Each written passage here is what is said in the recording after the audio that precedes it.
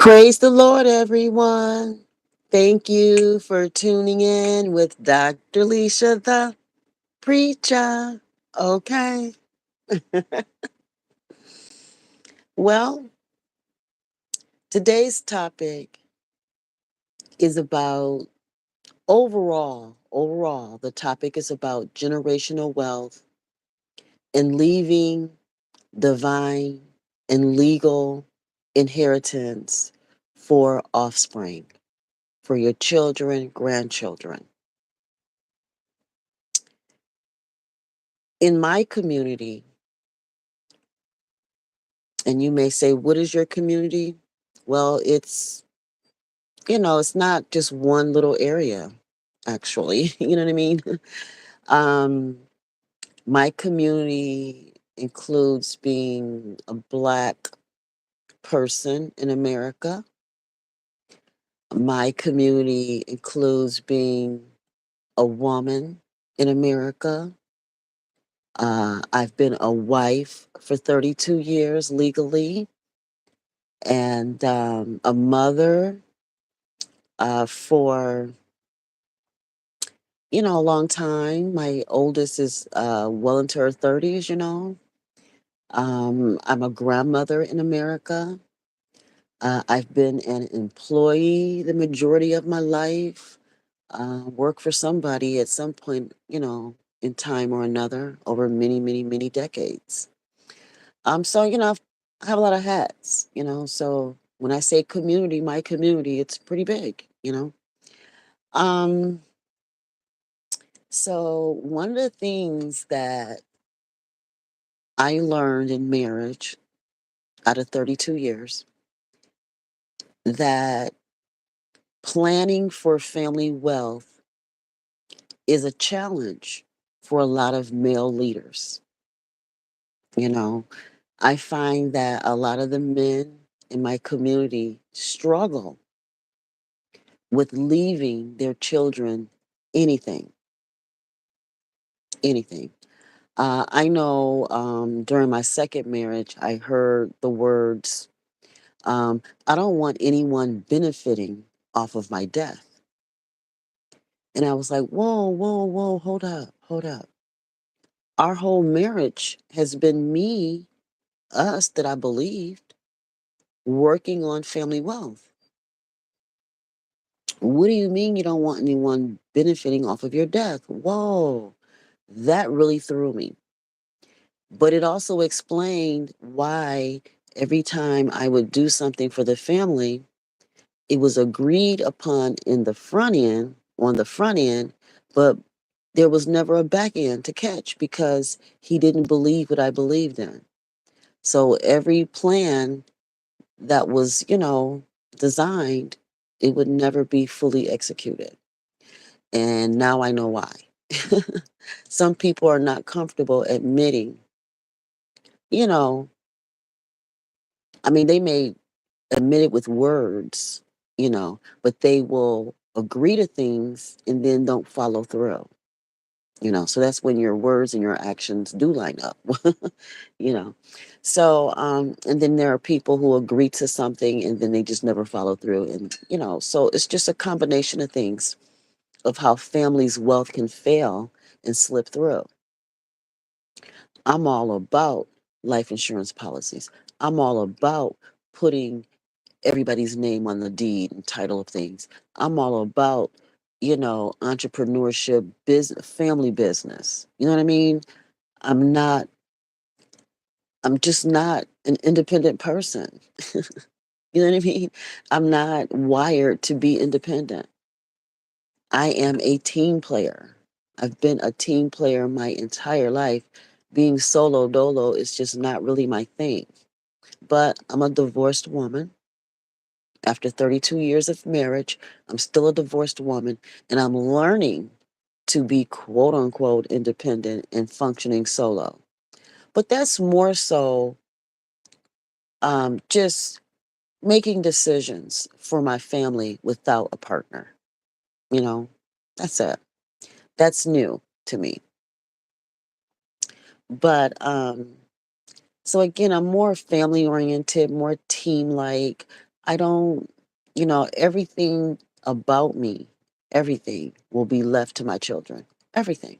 Everything. I don't expect to leave here without something being assigned to somebody. I mean, like, I want all my boxes checked,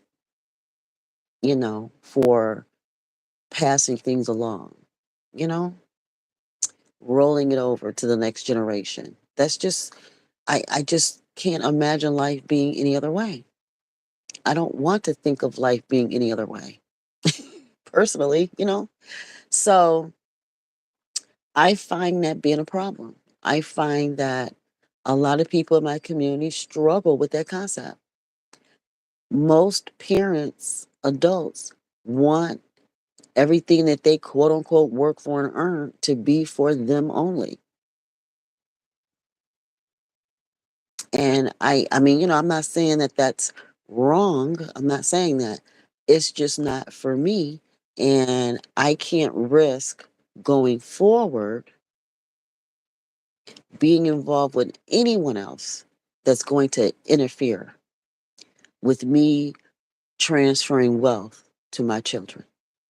You know, um, I find that if you're not with the right partner, they will sell property from under you. They will actually steal your kids' lovers from under your kids. I'm like, whoa, whoa. I mean, instead of helping your kids get to the next level and build their friendships and build their wealth and build community for your kids, you will have parents and step parents that are working in the background, knocking their kids down to their knees.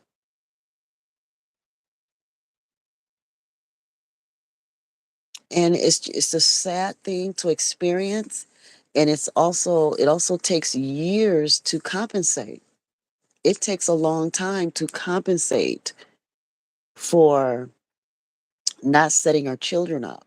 And then, like, even with you know and of course, I could talk about female leadership. Of course I could talk about that, but my experience has been male leadership. I've never This is my first time being solo, a female leader in my family. This is my first time over the past few years. You know, prior to that, I relied on a husband, male leadership. I relied on it. I just didn't have the right partners to make sure that our plans and wealth were firmly executed and yield results. So that's why I make the choice going forward, not taking that risk again. 32 years worth of risk was enough for me. And, people may say, well, you're not giving new people a chance. The word chance is too risky for me. Anytime the word chance is in there, then I'm not interested. I did 32 years of chancing, and my kids and I almost did end up with nothing. Almost. But thank the Lord we didn't. We end up with a little something, something. And we're able to work what we got. You know what I mean? We're working it too. I'm really leading my children and grandchildren, away from a bad place into a better place, of life, of thinking, how we interact with one another. And I'm very open and honest and transparent and clear to my kids what my goals are for myself and the entire family, because they go hand in hand, you know. So, but yeah, that's one thing I noticed, that, it's a struggle for male leadership to make sure everyone has life insurance policies, to make sure, there's possible college savings, that to make sure that, your children have starter homes or some type of, financial investment, in certain things in their future. And, we just don't make sure. We don't, it's not like our life desire and goal to do these things. you know? And I was just raised to think this way. And and from what I've experienced, based on what I was taught in the raising, the proof was in the pudding. The proof has been in the pudding for generations in my family, and I want to continue that, you know. And I can't risk coming across men in my future who say they understand it, but there's no experience in their family, and they don't. They're just not gonna do what it takes. There's no other way to put it. And I'm too old now to take certain risks. Just way too old, and I'm fine with that. I'm not one of those people who have a problem with aging. Aging is a beautiful thing. I'm here. I'm embracing it. I was young for a long time and enjoyed it, and I don't have a problem with letting it go. You have a lot of people like, oh, I wish I was younger. Ooh, I do not. I do not want to backtrack. Being younger means having to experience certain things. And I'm done with that phase of my life. I'm done. Check that box, the young girl box. It's over. And I'm totally good with being older. I love it. I love it, love it, love it. Because it means that, I'm pretty much done doing what I was supposed to do in this world to the best of my ability. You know what I mean? Um, and the choices that I've made as far as male leadership, that fall on me and my kids. And we're the ones that have to, compensate for that. And it is what it is, and we are. We are. So, I just want to encourage, you know, more people to be more considerate of family planning, family wealth planning. And don't worry about your kids blowing it, you know. Have confidence in what you're teaching them. Have confidence in the things that you set up for them. Like, for an example, there are state level college savings. Like in Michigan, we have, well, for my kids, I use what were called like 529s, some type of Michigan Education Savings Trust, you know, uh, things like that. Um, there are, living trust, of course, life insurance policies, putting your kids' names on property, land, put their name on it. There's nothing stopping anyone from doing that. And, some people are like, well, my kids are going to have to work their butts off and earn their way like I did. I'm not giving them nothing. Okay, there's nothing I can do about people who feel that way, believe that way, and that's their experience. That's cool. No problem. But I'm talking about, people who have a desire to, who want to, you know, set their kids up. They want to not of course teach your kids to work and be able to maintain what you leave them. If you don't teach them how to maintain what you share with them now and prepare them to maintain what you leave them later, well, then you're equally responsible for your kids blowing the money or blowing the property, blowing the land, blowing assets. You're equally responsible if you didn't train them well enough.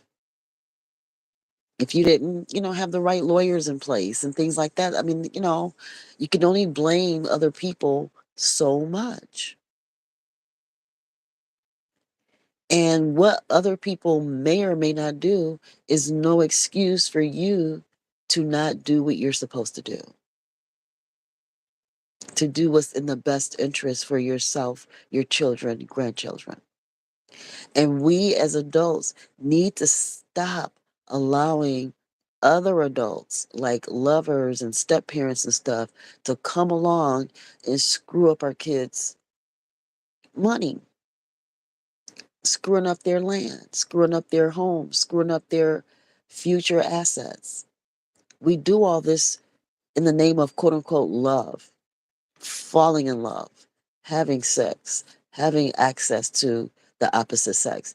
We do foolish things to have relationships, and we throw our own kids under the bus. Time out for that. Time out. Allowing relationships to do this.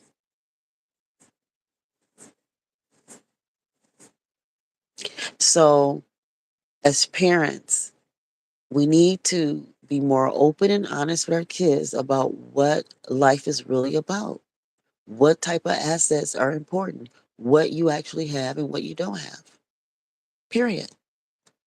And I know we live in a world, it's none of my kids' business. Not well, if that's how you're raising them to be, the kind of people where it's none of their business.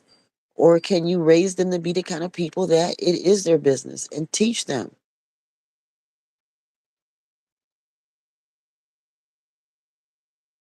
Well, what if they run off and tell people this and tell people that? Well, guess what? Teach them not to do that.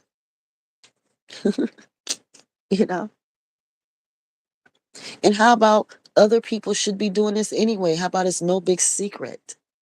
It's no big secret. And then I find that parents who never tell their kids anything because they feel like it's none of their business and all that kind of stuff. I mean, like, I just don't know what to say in those situations. You're leaving your children to the wolves. You're leaving them to the wolves. And some parents are okay with that. They feel like, well, I was treated that way, so hey. Well, just because you were treated that way doesn't mean it was the right thing. It doesn't mean it was right.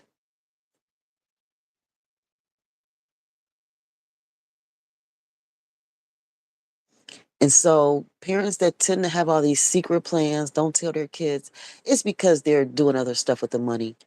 They don't want to share. They want to, quote unquote, earn and work them and earn, work, get and do whatever they want with the money, as though they don't have kids. As though there is no future ahead.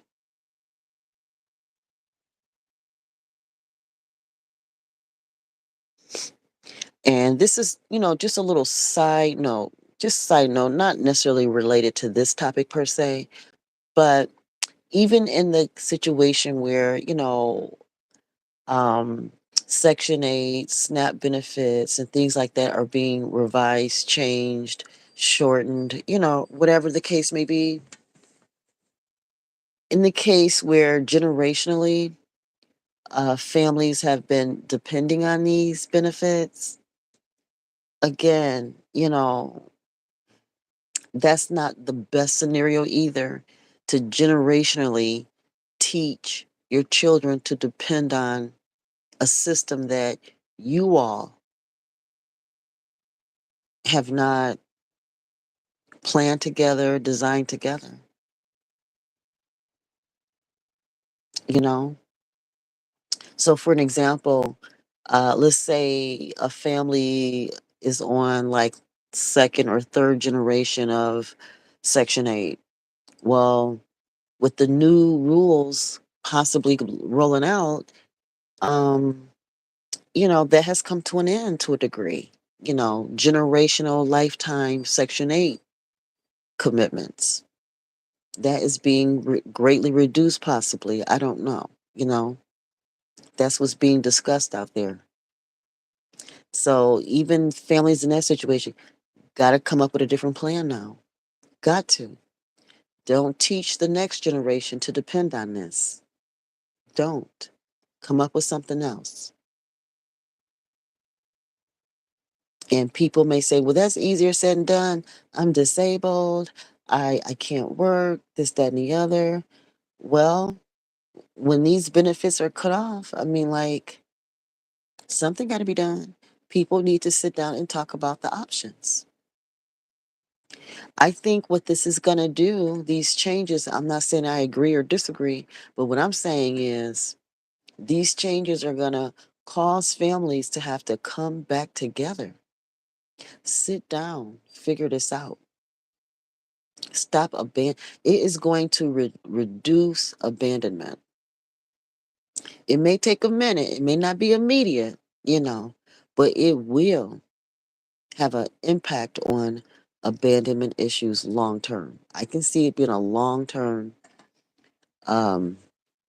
having a long term impact on abandonment. You know, tighten up marriage laws, tighten up divorce laws. These men won't be running off with these other women, leaving the first wife and kids behind with hardly nothing, running off to the new woman, giving her everything. Tighten up the marriage laws and divorce laws. These men, they're not going to go nowhere. Trust and believe it wasn't easy. As easy as it was for my second husband, he would not have ran off with that white woman. He would not. Trust and believe. But he did. He could afford his preference finally. He could afford her. So they made a way. I'm happy for them. I mean, I be talking my crap on here, y'all. I be talking my crap, but he and I knew it was over way back in 2011. And I came up with all kind of little plans and things and, ways to end this. But ending it wasn't really something I could afford. I had to wait on him to end it his way. He took, his time. He took 10 years to end the marriage the way he wanted to. So there it is. So again, everything has a beginning, middle, and an end. Everything does. A beginning, middle, and an end point. We're all being challenged, not only here in America, but all over the world with these, tariff agreements and things being revised and relooked at and renegotiated. The whole world is having to um, figure things out, you know, regroup, take a look.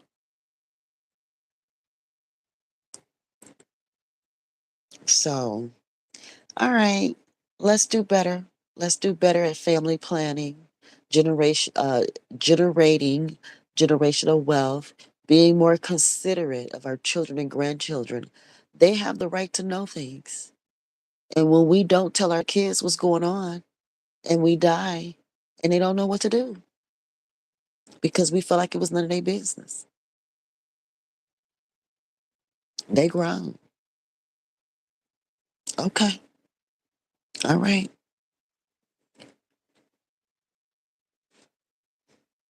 For some people, it's that simple, I guess. But, that's just not the world I live in. We look out for each other, you know. And when there's people among us that's, trying to divide us and keep us broke, they got to go. Most High has a way of just escorting them right on out of our lives. And I'm thankful the way he do it. He do a better job than I do. He'll let them think that they secretly running off with the love of their life. Cool, whatever it takes. If that's what they think they doing, secretly running off with the love of their life in order to make sure me and my kids are, no longer suffering, then that's, hey, more power to that situation. But in the meantime, I'm on the grind. I'm on the grind and I'm not taking any more foolish chances. Can't afford to. Too old. My family is too old. I mean, I have a young family, but we're still too old for the okie doke. You know what I mean? We're still too old for the okie doke. All right, guy. And I'm teaching my kids. Even my grandson that's 15 years old, he's pulling a paycheck. He got to know how to keep that check. This is a check you're going to need to be earning for the rest of your life. Don't just let anybody come and manipulate you out of your money. And this is what you need to do with your money. Teaching my grandson at 15 already.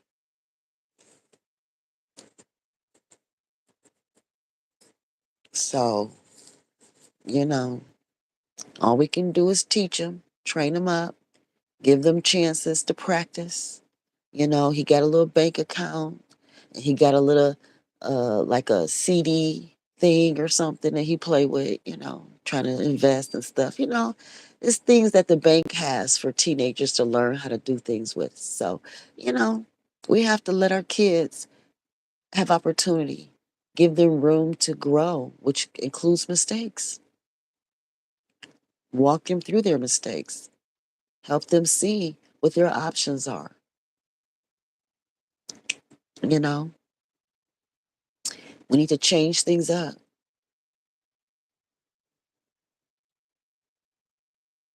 All right, you all be blessed. Click like, subscribe, share my videos, click the notification bell, please.